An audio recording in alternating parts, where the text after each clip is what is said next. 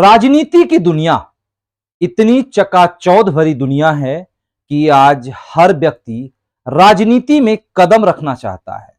लेकिन जब राजनीति में कदम रख लेता है तो वह राजनीति के रास्ते अपराध की दुनिया में भी कदम बढ़ा देता है और अपराध की दुनिया में आते आते वह बाहुबली कहलाने लगता है।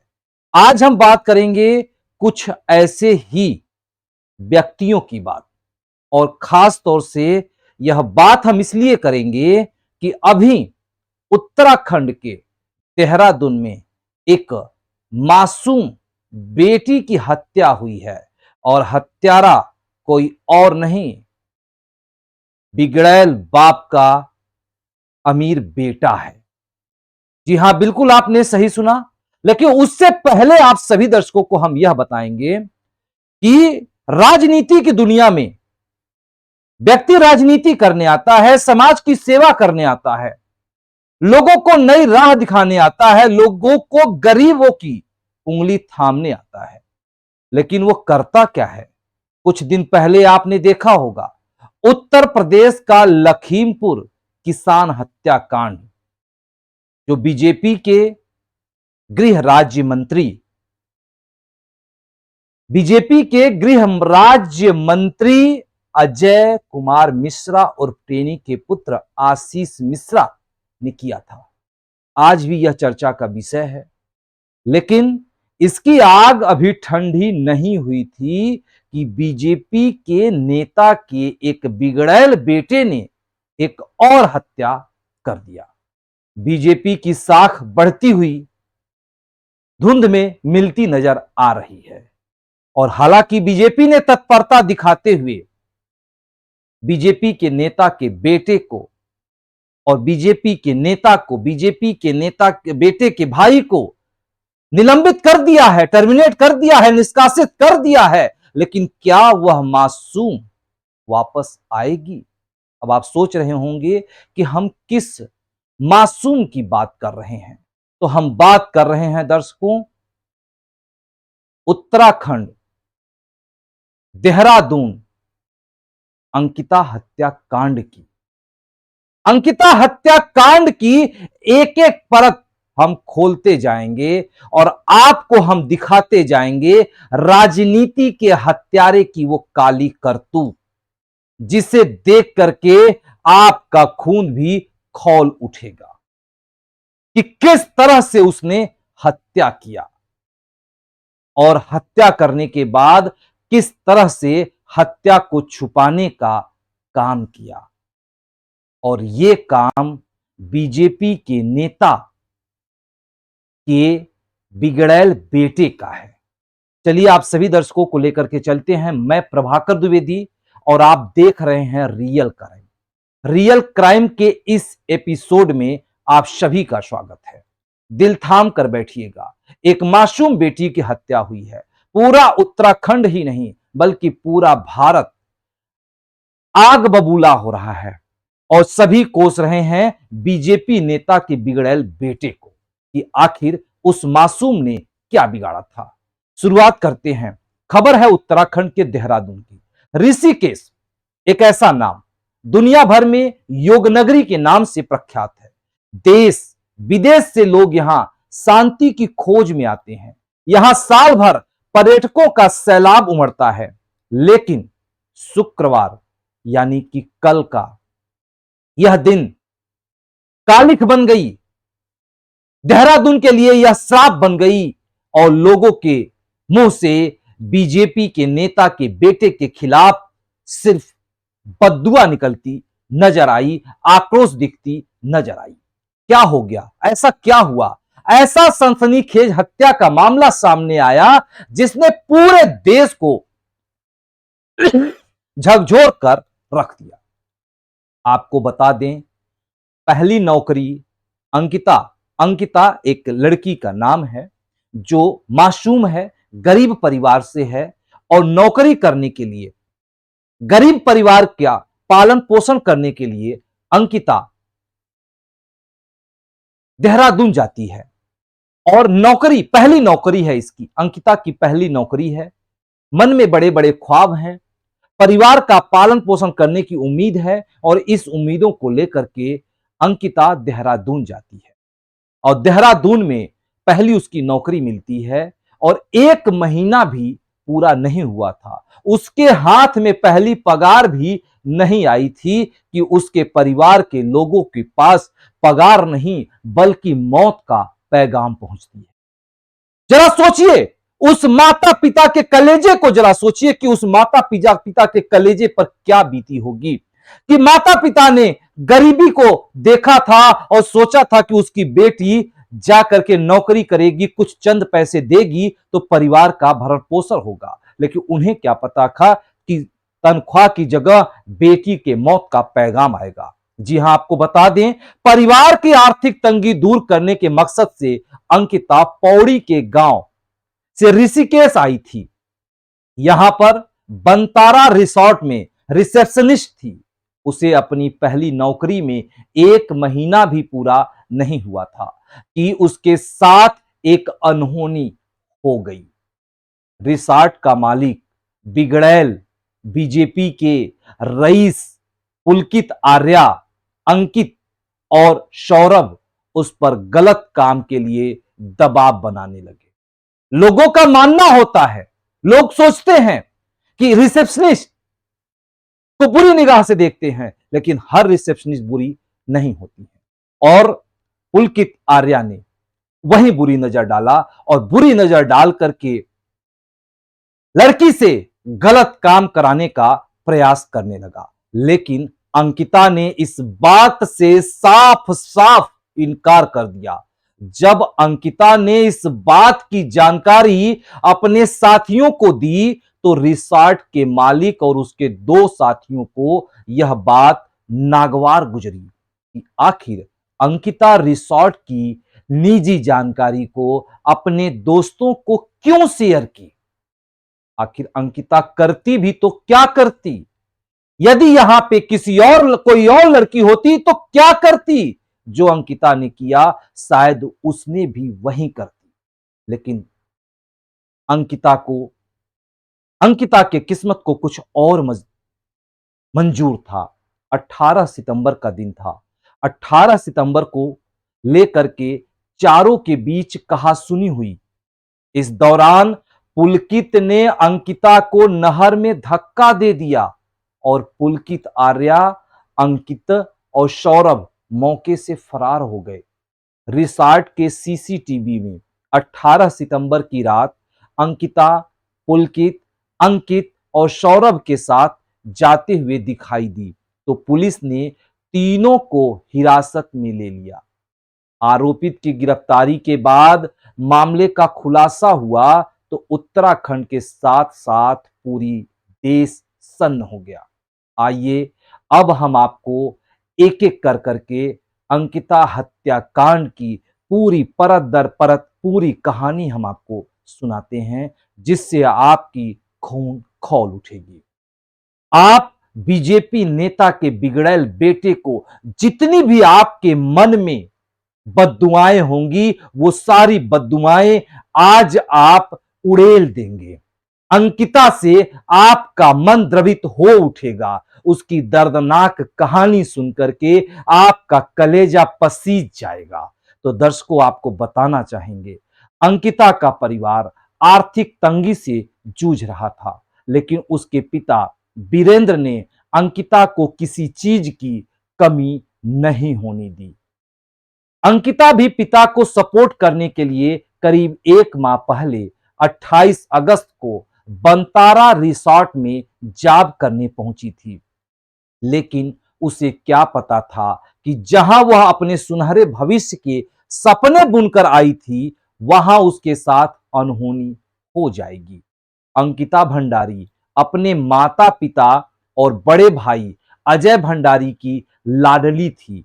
शायद इसलिए ही जब उसने गांव से बाहर रहकर नौकरी करने की बात की तो घर पर सब नाराज हो गए, मगर अंकिता की जिद के आगे उनकी एक न चली। शायद उन्हें भी अंकिता के आत्मविश्वास पर भरोसा था, लेकिन उनकी खुशियों को किसी की नजर लग चुकी थी। घर से परमिशन मिलने के बाद अंकिता ने OLX ऐप पर नौकरी की खोजबीन की। यहां अंकिता को गंगा भोगपुर स्थित बन तारा रिसोर्ट में रिसेप्शनिस्ट की नौकरी का ऑफर मिला तो उसकी खुशी का ठिकाना नहीं था।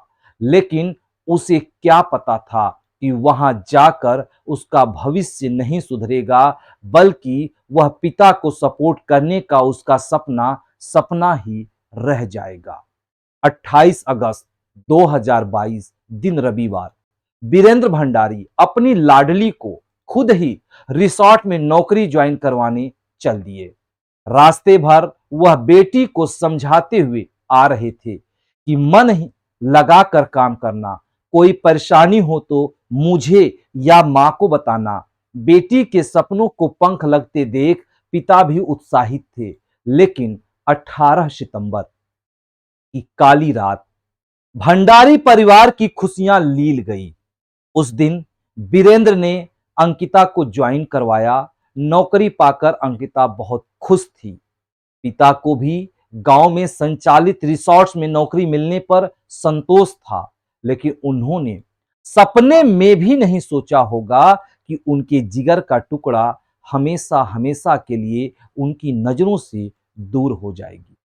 नौकरी ज्वाइन करने के बाद अंकिता लगातार माता पिता के साथ फोन के संपर्क में रहती थी। उसने माता पिता को कभी भी यह एहसास तक नहीं होने दिया कि वह इतनी परेशानी में है।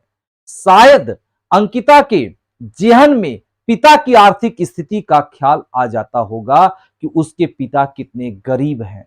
यदि वह चंद दो पैसे कमा करके पिता के हाथों को देगी तो पिता की आर्थिक स्थिति सुधरेगी। इसी को सोच करके वह अपने माता पिता से होटल में हो रहे उसके प्रति अत्याचार को नहीं बताई। तभी वह रिसोर्ट मालिक पुलकित आर्या, अंकित और सौरभ की मनमानी को सहती रही।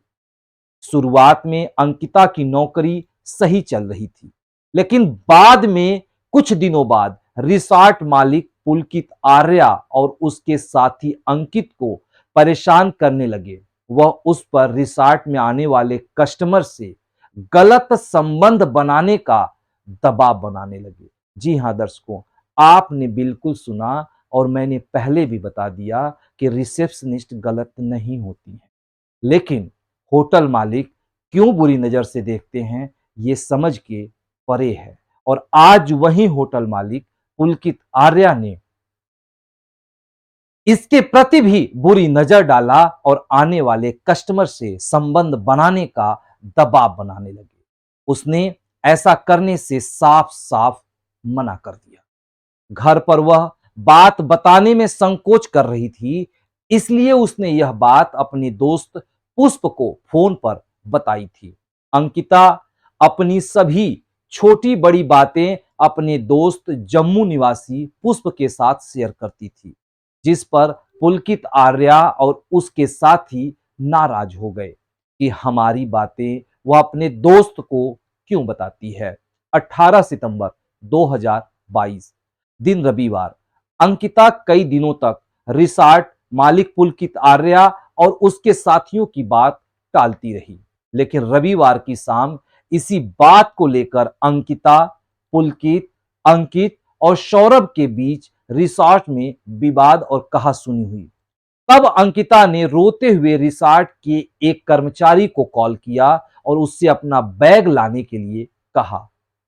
जब अंकिता ने रिसोर्ट छोड़कर जाने की बात कही तो उन्होंने उसकी हत्या का षड्यंत्र रचा और 18 सितंबर को रात करीब 8 बजे पुलकित और अंकित और सौरभ अंकिता को लेकर ऋषिकेश लाए। अंकिता ने यहां भी उनकी बात मानने से इनकार कर दिया। लोग बहुत उसको फुसलाने का प्रयास किए, लालच देने का प्रयास किए, समझाने का प्रयास किए, लेकिन अंकिता बिल्कुल नहीं मानी। वह अपने जिस्म का सौदा नहीं की।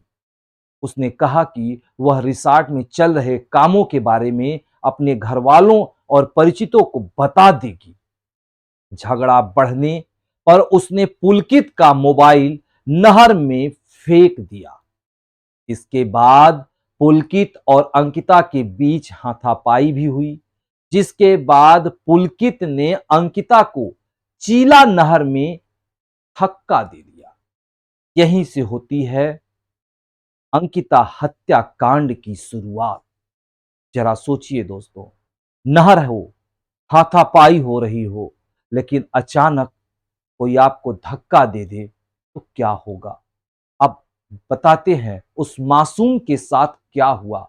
अंकिता लहरों से बाहर निकलने के लिए छटपटाती रही, लेकिन बहसी हत्यारों का दिल तक नहीं पसीजा। तीनों अंकिता के डूबने का इंतजार कर रहे थे। अंकिता मदद के लिए चिल्लाती रही, चीखती रही, हाथ जोड़ती रही, अनुरोध करती रही कि मैं किसी से कुछ नहीं कहूंगी, मुझे जीने दो, मुझे नहीं मरना है। लेकिन तीनों दरिंदे उसे डूबते हुए देखते रहे। अंकिता को मारने के बाद तीनों आरोपी जब देर रात रिसोर्ट लौटे तो उन्होंने स्टाफ को गुमराह किया। शाम को अंकिता ऋषिकेश ले जाते वक्त स्टाफ के दो कर्मचारियों अभिनव व कुश ने उन्हें देख लिया था, इसलिए उन्हें गुमराह करने के लिए वह तीनों बहसी दरिंदे ने रिसोर्ट आने से पहले प्लान के तहत अंकित ने शेफ मनवीर को फोन कर 4 लोगों का खाना बनाने के लिए कहा। तीनों आरोपी रिसोर्ट के किनारे वाले दरवाजे के अंदर पहुंचे। अंकित ने अंकिता के लिए शेफ से खाना लिया। वह खुद ही अंकिता के कमरे में गया ताकि उनकी करतूत का खुलासा न हो सके। 19 सितंबर 2022 दिन सोमवार, अगली सुबह पुलकित व अंकित हरिद्वार जाने की बात कहकर रिसोर्ट से चले गए। हरिद्वार में पुलकित ने नया मोबाइल खरीदा और दूसरे नंबर से रिसोर्ट के एक कर्मचारी को फोन किया और कहा कि उसका मोबाइल अंकिता के कमरे में रह गया है, जाकर ले आए। ऐसा इसलिए ताकि प्लानिंग के तहत कर्मचारी के द्वारा यह पता चले कि अंकिता रिसोर्ट में नहीं है। इसके बाद तीनों ने पटवारी चौकी पहुंचकर अंकिता के गुमशुदगी की केस दर्ज कराई। 18 सितंबर की शाम से अंकिता का मोबाइल स्विच ऑफ आ रहा था, जिसके बाद 19 सितंबर को ही अंकिता की रहस्यमय गुमशुदगी की बात भी सबसे पहले अंकिता के दोस्त पुष्प ने ही उनके स्वजन को दी। इसके बाद पुष्प खुद 23 सितंबर तक अंकिता के स्वजन के साथ छानबीन में जुटा रहा। 21 सितंबर 2022 दिन बुधवार, बैराज चीला मार्ग पर राजस्व क्षेत्र गंगापार भोगपुर में स्थित एक रिसोर्ट की महिला रिसेप्शनिस्ट के रहस्यमय परिस्थितियों में लापता होने का राज्य महिला आयोग की अध्यक्ष कुसुम कंडवाल ने संज्ञान लिया। यदि कुसुम कंडवाल ने संज्ञान नहीं ली होती तो आज अंकिता हत्याकांड जो है दबा का दबा रह जाता। बीजेपी नेता के बिगड़ैल बेटे की यह कांड खुल करके सामने नहीं आती, लेकिन कुसुम ने संज्ञान लिया और अध्यक्ष पौड़ी गढ़वाल के जिलाधिकारी और एसएसपी को मामले की जांच राजस्व पुलिस के बजाय सिविल पुलिस से कराने के सख्त निर्देश दिया। मामले में युवती के पिता ने रिसोर्ट के मालिक, प्रबंधक और एक कर्मचारी पर संदेह व्यक्त किया था। संदेह के बाद 22 सितंबर 2022 दिन गुरुवार, अंकिता की गुमशुदगी में पुलिस ने रिसोर्ट पर ताला जड़ दिया और वहां मौजूद 6 कर्मचारियों को भी पूछताछ के लिए हिरासत में ले लिया। संदिग्ध मानने के बाद राजस्व पुलिस से यह मामला नागरिक पुलिस में ट्रांसफर कर दिया गया। वहीं गुमशुदगी दर्ज कराने वाला रिसोर्ट मालिक तथा मैनेजर अभी तक पुलिस के सामने नहीं आया था, सिर्फ फोन पर ही बातें हो रही थी। 23 सितंबर 2022 दिन शुक्रवार को रिसोर्ट के मालिक पुलकित आर्या, सौरभ और अंकित को पुलिस ने हिरासत में लेकर पूछताछ की तो तीनों ने अपनी काली करतूत की दास्तां सुनाई और उनकी दरिंदगी सुन पुलिस सन्न रह गई। क्या दास्तां सुनाई, वह हम आप सभी दर्शकों को सुनाते हैं। शुक्रवार की सुबह जब पुलिस ने अंकिता की हत्या का पर्दाफाश किया तो स्वजन की बाकी उम्मीदें भी धराशायी हो गई। पूरे प्रदेश में धरने प्रदर्शन होने लगे। अंकिता को इंसाफ दिलाने की मांग को लेकर इंटरनेट मीडिया पर जस्टिस फॉर अंकिता कैंपेन चलाए जाने लगा। मामला बढ़ते देख मुख्यमंत्री पुष्कर सिंह धामी भी आगे आए और दोषियों पर कड़ी कार्रवाई करने की बात की। तो आइए सबसे पहले हम पुलिस ने क्या कहा उसको बताएं, उससे पहले हम आप सभी दर्शकों को यह पूरे मामले पे उग्र वाद होने के बाद मुख्यमंत्री पुष्कर सिंह धामी ने क्या कहा, सबसे पहले आप सभी दर्शकों को हम पुष्कर सिंह धामी की ये बातें सुनाते हैं कि पुष्कर सिंह धामी ने क्या कहा। इसके बाद हम चलेंगे आगे और बताएंगे कि किस तरह से पुलिस ने यह राज खोला। तो सुनते हैं पुष्कर सिंह धामी, मुख्यमंत्री उत्तराखंड।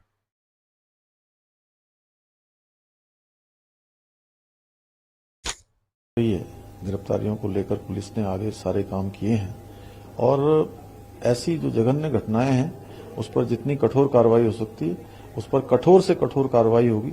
अपराधी चाहे कोई भी हो, किसी भी सीमा तक जाकर हम इसको पूरी तरह से जो न्याय है उसके सिद्धांत पर चलते हुए अपना काम करेंगे, पुलिस अपना काम करेगी। बहुत तो आप सभी दर्शकों ने सुना कि मुख्यमंत्री पुष्कर सिंह धामी तो आप सभी दर्शकों ने सुना कि मुख्यमंत्री पुष्कर सिंह धामी ने साफ साफ कड़े लहजों में कहा कि चाहे जो भी हो, अपराधी चाहे जो भी हो, हालांकि उन्होंने बीजेपी का नाम नहीं लिया, लेकिन उन्होंने कहा कि अपराधी चाहे जो भी हो, कड़ी कार्रवाई की जाएगी। तो आपको बता दें, कार्रवाई करने की बात की। देर रात करीब 1 बजे रिसॉर्ट पर बुलडोजर चलाकर तोड़फोड़ की गई। मामला उग्र होते हुए देख, जनता को नाराज होते हुए देख पुलिस ने त्वरित कार्रवाई किया और रिसॉर्ट पे बुलडोजर रात 1 बजे चला दिया। लेकिन अंधेरा होने के कारण रिसॉर्ट को पूरी तरह ढहाया नहीं जा सका। 3 बजे दोबारा रिसॉर्ट पर बुलडोजर गरजा। फिर दिन में 3 बजे रिसॉर्ट पर पुनः बुलडोजर गरजा और पूर्णतः रिसॉर्ट को धराशायी कर दिया गया। आज सुबह यानी दिन शनिवार 24 सितंबर 2022 दिन शनिवार यानी आज सुबह चीला बैराज से अंकिता का शव बरामद हुआ, जिसके बाद मृतका के पिता और भाई ने शव की शिनाख्त की। शव को एम्स ऋषिकेश लाया गया और शाम 4 बजे पोस्टमार्टम के बाद शव स्वजनों को सौंप दिया गया, जिसके बाद पुनः मुख्यमंत्री पुष्कर सिंह धामी एक बार पुनः सामने आए और जांच के लिए एसआईटी की गठन की आदेश दिए। मुख्य आरोपित पुलकित के पिता विनोद आर्या और भाई अंकित आर्या जो भाजपा के नेता थे, तत्काल प्रभाव से उन दोनों लोगों को निष्कासित कर दिया गया ताकि बीजेपी की छवि बरकरार बनी रहे। आगे बात करते हैं। शनिवार को गुस्साए लोगों ने एम्स पहुंची स्थानीय विधायक रेणु बिष्ट का विरोध जताया और उनकी गाड़ी में भी तोड़फोड़ कर दी। वहीं कुछ लोगों ने बंतारा में आग लगा दी। हालांकि समय रहते आग पर काबू पा लिया गया। दोपहर बाद मुख्यमंत्री पुष्कर सिंह धामी ने पुनः बयान जारी कर कहा कि अंकिता हत्याकांड में जो भी शामिल होगा उसके खिलाफ सख्त कार्रवाई होगी। मामले की फोरेंसिक जांच भी हो रही है।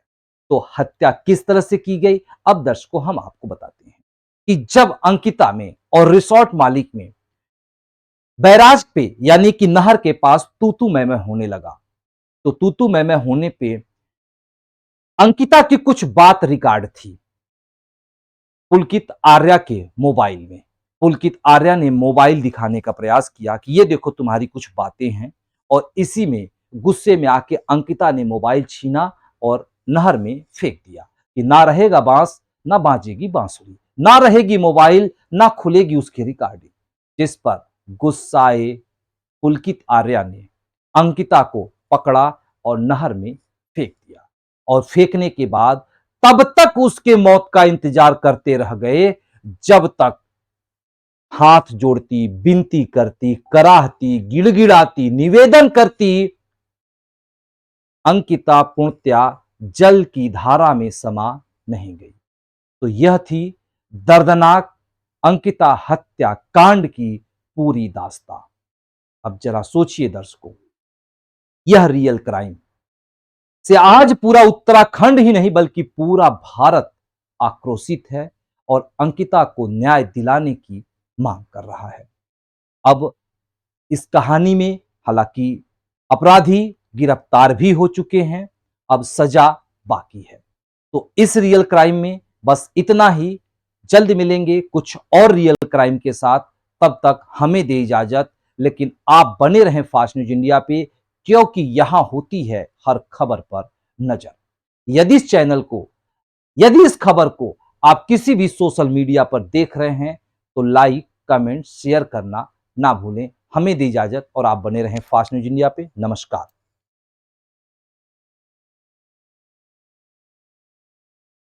मेरे बेटे का है।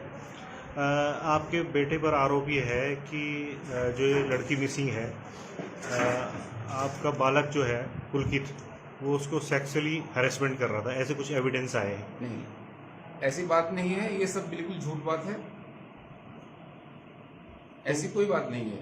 तो वो मिसिंग, हम जिम्मेदार लोग हैं। वो गायब क्यों है? वो फ्रंट में क्यों नहीं आ रहा? नहीं, गायब न तो मेरा बेटा गायब है। मेरा बेटा गायब क्यों होगा भाई साहब? वो जिम्मेदार लोग हैं, हम लोग जिम्मेदार हैं। तो क्या वो पुलिस को सहयोग करेगा? पूरा सहयोग करेंगे हम पुलिस को। वो जो भी हमसे जानकारी लेगी, जहां भी हमें बुलाएगा कोई भी हमारा अधिकारी, हमारा सम्मानित अधिकारी हमें कहीं बुलाएंगे, हम जाएंगे, वो भी जाएगा। तो कब तक आ जाएगा वो यहाँ पे? क्योंकि ये जो जांच हो रही है उसमें उसकी आवश्यकता है, आपके मैनेजर और पुलकित की कोई आवश्यकता। बात नहीं, तो आज ही आ जाएंगे। कब तक आ जाएंगे? नहीं, आज तो मैं सूचना हुई, अगर कहो तो हम आज ही बुला पाएंगे। पिछले 5 दिनों से गायब है, लड़की मिसिंग है, उनके फादर लगातार कंप्लेंट के लिए बाहर भी घूम रहे हैं। हाँ। तो आपको क्या कुछ लग रहा है? अभी तक आपके अपने बेटे से बात हुई होगी, क्योंकि आपके खुद के रिजोर्ट का ये मामला है, क्या कुछ लग रहा है? मेरे बेटे से बात हुई है, वो लोग भी ढूंढने के लिए लगे हुए हैं, कहाँ नंबर है, किन किन पे बात हुई है, सब लोग काम उसके लिए लगे हुए हैं कि भाई बेटी मिल जा। मैं भी बेटी वाला हूँ, मेरे भी बेटी है, और हम भी चाहते हैं कि भाई किसी के साथ भी अन्याय ना हो। लेकिन स्टाफ ने एक चीज है कि आप दिन भर नहीं आए और रात के समय थाना लक्ष्मण झूला में आ रहे हैं। नहीं, ऐसी बात नहीं और है। छुपते छुपाते आ रहे हैं। नहीं, हमें तो, मैं तो वैसे ही आया हूँ, मुझे बुलाया नहीं गया है। रात को आप दिन में भी आ सकते थे। नहीं, दिन में कब आते हैं? दिन भर नहीं है। बात पे यहाँ से जानकारी हुई हमको कि भाई हमारी, वो हमने यहाँ से ट्रांसफर कराई कि भाई हमारी जो वो जांच है वो यहाँ पर ट्रांसफर हो गई है। हाँ?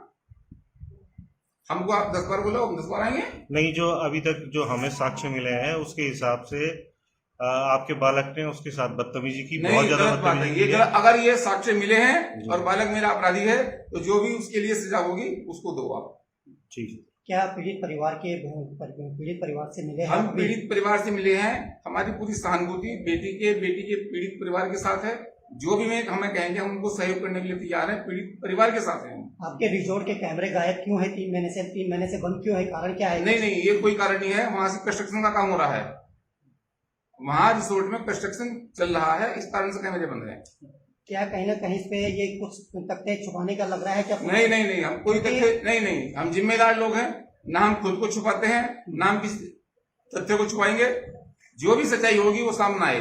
कहीं ना कहीं ये लगता है। लेकिन सर, स्टाफ के जो लोग हैं उन्होंने खुद बयान में कहा है, कई उनके वीडियो भी वायरल हुए हैं और लड़की का खुद एक नहीं, देखिए सर, उन्होंने कहा है कि लड़की की वहां पर आवाज भी आई थी। नहीं, ऐसा ना साहब, उन चीजों की कोई वैल्यू नहीं है। वो तो अगर मान लिया मीडिया मैनेजमेंट है, वो भी कर सकते हैं, आप भी कर सकते हैं। देखिए, मीडिया मैनेजमेंट आप गलत शब्द यूज कर रहे हैं। मतलब मीडिया यहाँ कोई मैनेजमेंट नहीं है। मीडिया पूरी ईमानदारी से काम कर रहा है। मीडिया नहीं है कि जो आप कह रहे हैं कि मालिश कर रहे हैं जी, आप कह रहे हैं कि मालिश किस तरह का, ये रिएक्शन तो हो रहा है क्या मालिश कर रहे हैं आप लोग? जी, आप कह रहे हैं मालिश कर रहे हैं? नहीं, मैनेज से मेरा मतलब क्या समझा आप लोगों ने? मीडिया मैनेजमेंट कह रहे हैं ना, मीडिया कोई मैनेजमेंट नहीं है। उसका आप गलत अर्थ क्यों लगा रहे हो? मेरा भाव गलत बात के लिए नहीं है, मेरा भाव तो ठीक बात के लिए। स्टाफ के लोगों से बात करिए सर, जो स्टाफ के लोग हैं उनसे बात करिए। हाँ, बात की है। क्या कुछ निकला है उनके उससे? आपने जो बात ये निकला है कि भाई इसमें अगर हमारे उनका किसी भी स्टाफ का कोई इन्वॉल्वमेंट है, अगर ये साबित होता है तो आप उसको सजा दें। जो भी उसके लिए कानूनी प्रक्रिया है वो अपनाई जा। हम जिम्मेदार लोग हैं। क्योंकि स्टाफ का हमें खुद ये जब बयान भी स्टाफ का हमें खुद ये जब बयान भी है जांच कि- अधिकारी कोई भी आदमी मुझे बुलाएगा या मेरे बेटे को बुलाएगा, हमारे किसी भी परिवार के व्यक्ति को, हमारे स्टाफ को बुलाएगा, ये हमारी जिम्मेदारी है कि हम उसको यहाँ उपस्थित करें। आपका अब करेंगे। बेटा कब तक उपस्थित हो जाएगा यहाँ? नहीं, 21वीं तो घूमेगी सर। आप खुद आए हैं यहाँ एक पर, सवाल। लेकिन बेटा अभी तक नहीं आ पाया है क्योंकि अभी सर ये आज ही तो यहाँ हमने शिकायत ट्रांसफर कराई ना, जांच हमारे तो कहने से हुई है कि जांच वही जांच नहीं, आपके कहने से नहीं हुई है, इसके लिए हम लोगों ने पुरजोर प्रयास किया है बॉडी में। सर हमने भी प्रयास आपने किया। कोई प्रयास नहीं करा। नहीं, आपने नहीं, आपने सर, जो वो तो पटवारी आप- की सर- आधार लिखाई वो भी देर में लिखाई है। नहीं नहीं नहीं, हमने देर में क्यों देर में लिखाई है। 18 तारीख 17 तारीख से नहीं। मामला सारा चल रहा था। 18 नहीं, रात से नहीं, मिसिंग थी। जिस रात को वो गायब 19 हुई, तारीख- अगले दिन हमने वो करा, वो जांच उसको लिखवाया। हम चलिए जिम्मेदार खैर लोग जो हैं। भी है, हम आपसे उम्मीद करेंगे कि आप जांच में सहयोग करेंगे पूरा सहयोग करेंगे, और आपका जो हर पुत्र तरह है, से सहयोग करेंगे। हम तो शासन, प्रशासन, पुलिस सबको सहयोग करेंगे। हम जिम्मेदार लोग हैं, हम गलत काम क्यों करेंगे? क्योंकि लास्ट टाइम पे सर वो जो लड़की गायब हुई थी, तो जो स्टाफ का बयान है कि वो आपके जो लड़के के साथ है वो गई थी लास्ट टाइम, नहीं उसके नहीं साथ नहीं, गई। ये गलत बात है। स्टाफ ने खुद ये बयान दिया नहीं, है। स्टाफ के बयान तो कैसे भी आप कोई भी कैसे भी दे सकता है, दिलवा लीजिए। स्टाफ को 6 बार बयान बदल लेगा अपने। अगर आपका लड़का दोषी पाया जाता है इसमें, तब उसके क्या लिए करेंगे? जो भी कानूनी कार्रवाई हो वो होनी चाहिए। ठीक। चलिए ठीक है जी, थैंक यू। सर ये